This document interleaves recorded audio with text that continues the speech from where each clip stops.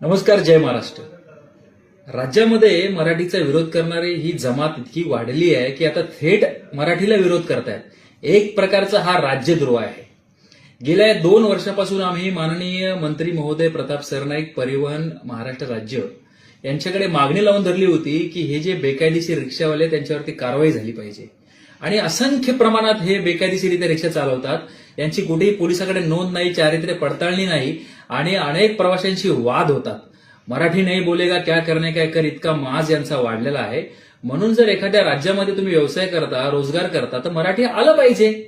आज कुठल्याही राज्यामध्ये देशामध्ये जा तुम्ही, तिकडची स्थानिक भाषा आली पाहिजे, हा नियम आहे.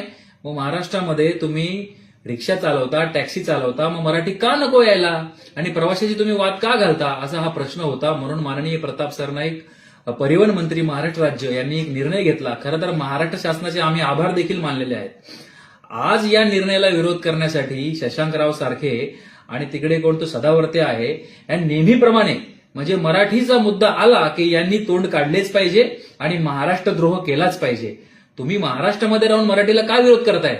तुम्ही आज आंदोलनाची भाषा करताय मराठी विरोधात, आम्हीही गप्प बसणार नाही. जर तुम्ही मराठीच्या विरोधात आंदोलन करण्याची भूमिका घेतली तर तुमच्या समोर आम्ही लाखोच्या संख्येने उभा राहू.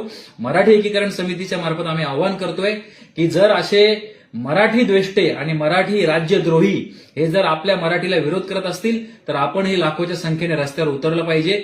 4 मेला हे आंदोलन करणार आहेत. बघूया, आम्ही देखील तुमच्या समोर उभा राहू आणि महाराष्ट्रामध्ये मराठी सक्ती झालीच पाहिजे. माननीय प्रताप सरनाईक साहेब आणि महाराष्ट्र शासनाला आमचा जाहीर पाठिंबा आहे.